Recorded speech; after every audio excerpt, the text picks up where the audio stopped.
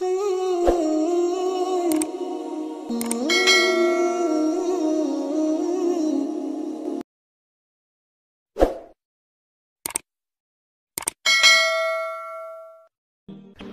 بصری رحمتہ اللہ کو دنیا سے گئے ہوئے 1200 سال ہو چکے ہیں، لیکن ان کا نام آج بھی زندہ ہے، رابعہ بصری۔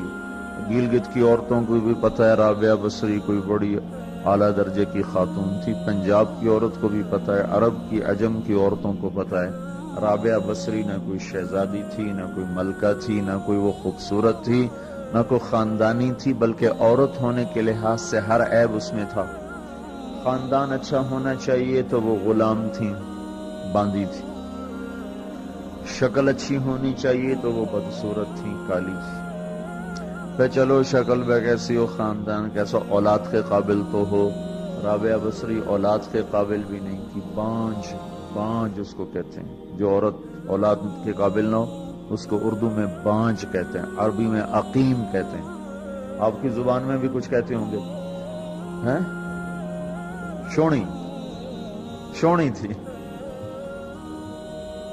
تو اب بتاؤ، عورت ہونے کے لحاظ سے کوئی چیز ہے؟ شکل، پہلا تاثر شکل کالی، دوسرا تاثر خاندان غلام، تیسرا تاثر اولاد کے قابل نہیں، بانج ہے، شونی ہے۔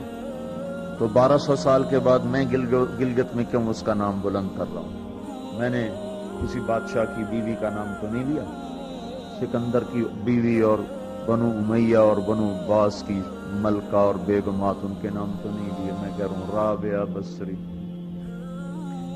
ان کی عادت یہ تھی، وہ روزانہ عشاء کی نماز کے بعد غسل کر کے کپڑے بدل کے اپنے خامن سے پوچھتی آپ کو میری ضرورت ہے؟ اگر وہ کہتے کوئی نہیں ہے تو پھر پوچھتی مجھے اجازت ہے؟ کہتے اجازت ہے تو پھر مصلے پہ کھڑی ہو جاتی ہے اور فجر کی نماز تک مصلے پر کھڑی رہتی تھی۔ ان کا خامن جلدی فوت ہو گیا، جوانی میں ہی بیوہ ہو گئی، تو حسن بصری بصرہ کے امام، کیا سارے مسلمانوں کے امام تھے، وہ خود آئے، خود چل کے آئے کہ میں آپ سے شادی کرنا چاہتا ہوں۔ وہ کوئی شادی کا شوق نہیں تھا ان کو، وہ تو اولاد کے قابل نہیں، شکل صرف ان کی نیکی اور ان کا جو اللہ سے تعلق تھا، ان کو یہ لالچ ہوا کہ یہ میری بیوی ہو جائے تو اس کی توفیل شاید میری بخشش ہو جائے۔ تو ان کے پاس آئے، کہنے لگے رابعہ میں آپ سے شادی کرنا چاہتا ہوں، خود پیغام لے کر آئے۔ تو انہوں نے فرمایا میری 4 باتوں کا جواب دے دو تو میں شادی کروں۔ کہنے لگے کیا؟ کہ یہ بتاؤ میں جنتی ہوں کہ دوزخی ہوں؟ کہنے لگے یہ تو میں کچھ نہیں کہہ سکتا۔ اچھا یہ بتاؤ جب اللہ تعالیٰ قیامت میں اعمال نامے اڑائے گا، کسی کے سیدھے ہاتھ میں آئے گا، کسی کے الٹے ہاتھ میں آئے گا، میرے سیدھے ہاتھ میں آئے گا کہ الٹے ہاتھ میں؟ کہنے لگے یہ بھی کچھ نہیں بتا سکتے۔ کہنے لگے اچھا یہ بتاؤ جب اللہ نیکیوں کو تولے گا، کسی کی نیکیاں بڑھ جائیں گی، کسی کے گناہ بڑھ جائیں گے، میرے گناہ زیادہ ہوں گے نیکیاں زیادہ ہوں گی؟ کہ یہ بھی نہیں بتا سکتا۔ کہ اچھا یہ بتاؤ جب لوگ پل صراط سے گزریں گے، کوئی پار نکل جائیں گے، کوئی نیچے گر جائیں گے، تو میں پار نکلوں گی کہ دوزخ میں گروں گی؟ کہنے لگے یہ بھی میں نہیں بتا سکتا۔ تو پھر فرمایا اچھا جاؤ مجھے تیاری کرنے دو، مجھے ان 4 باتوں کی تیاری کرنی ہے، میرے پاس شادی کے لیے وقت کوئی نہیں ہے۔ ایک دن اٹھی، سالن پکانے کے لیے سالن ہانڈی، دیکھا تو پیاز کوئی نہیں، پیاز کاٹ کے ہانڈی میں ڈالا جاتا ہے۔ اب پریشان بیٹھی ہیں، نہ کوئی بیٹا، نہ بیٹی، نہ خامد، نہ بھائی، نہ کوئی خادمہ۔ اب سوچ میں پڑی پیاز کہاں سے لوں؟ اوپر سے ایک چیل اڑتی ہوئی جا رہی، اس کے پنجوں میں پیاز تھا۔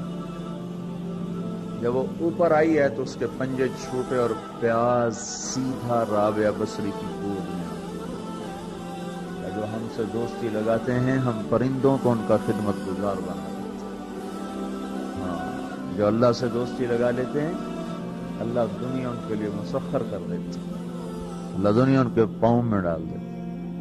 تو جب ان کا انتقال ہوا، رات کو ان کا انتقال، تو اپنی خادمہ سے کہا بس 2-4 آدمی بلا کے مجھے جلدی سے دفن کر دو، کسی کو نہ بتاؤ، صبح لوگوں کو بتا دینا، اور مجھے کفن دینا میری وہ اس چادر میں جس میں میں تہجد پڑا کرتی تھی۔ تو انہوں نے راتوں رات دفن کر کے صبح اعلان کیا، شور مچ گیا، ہائے کیوں بتایا، کیوں بتایا کیوں۔ تو اگلی رات ان کی خادمہ نے ان کو خواب میں سبز لباس پہنا، حسن و جمال، سورج چہرے پہ چمک رہا۔ پوچھا آپ کے ساتھ کیا ہوا؟ کہا میرے اللہ نے میرے ساتھ بہت عمدہ معاملہ کیا۔ کہا آپ کی وہ چادر کہاں گئی جس میں آپ کو کفن دیا تھا؟ کہا وہ اللہ تعالیٰ نے اتار لی ہے اور مجھے جنت کا جوڑا پہنایا ہے، اور اس چادر کو اللہ نے سنبھال کے رکھا ہے، جب قیامت کے دن میری نیکیوں کو اللہ تولے گا تو اس چادر کو بھی اس میں تولے گا۔ انہوں نے پوچھا منکر نکیر کا کیا ہوا؟ سوال جواب ہوتا، منکر نکیر آتے ہیں، ان کا کیا ہوا؟ کہا وہ آئے تھے، انہوں نے مجھ سے کہا من رب کی، تیرا رب کون ہے، تیرا رب کون ہے؟ تو میں نے منکر نکیر سے کہا جس اللہ کو 40 سال نہیں بھلایا اس کو 4 ہاتھ زمین کے نیچے آ کر میں بھول جاؤں گی۔ یہ نہیں کہا ربی اللہ ہے، بلکہ ان کو یوں کہا کہ جس رب کو 40 سال میں نہ بھلا سکی اس کو 4 ہاتھ زمین کے نیچے آ کر میں بھول جاؤں گی۔ تو منکر نکیر نے کہا اس کا آگے کیا حساب لینا، چلو بھائی واپس چلو، چلو بھائی واپس چلو۔ یہ بات آپ نے حضرت عمر سے فرمائی تھی، عمر وہ کیا دن ہوگا جب تو قبر میں ہوگا اور منکر نکیر آئیں گے زمین کو چیرتے ہوئے، اور ان کے ہاتھ میں ہتھوڑا ہوگا، ساری دنیا کے انسان جن اٹھانا چاہیں تو اٹھا نہیں سکیں گے، اور ان کی آواز میں بجلی کی کڑک ہوگی، اور وہ زمین کو چیرتے ہوئے آئیں گے، ان کے دانت لمبے ہوں گے، تو وہ آ کر تم سے سوال کریں گے من ربک ما دینک من نبیک۔ تو حضرت عمر کہنے لگے یا رسول اللہ میرے ہوش ٹھیک ہوں گے، جیسے میں اب بیٹھا ہوں میں ایسے ہوں گا؟ تو ہمارے نبی نے فرمایا ہاں تو ایسے ہی ہوگا جیسے تو اب بیٹھا ہوا ہے۔ تو کہنے لگے پھر میں اچھی طرح ان سے نمٹ لوں گا۔ تو جبریل آئے، کہنے لگے یا رسول اللہ ہم دیکھ رہے ہیں آگے کہ عمر کو جب قبر میں ڈالا جائے گا اور آ کر منکر نکیر ان سے سوال کریں کہ من ربک، تو یہ کہیں گے ربی اللہ فمن ربکما، میرا رب تو اللہ ہے، تم بتاؤ تمہارا رب کون ہے؟ میرا دین تو اسلام ہے، تم بتاؤ تمہارا دین کیا ہے؟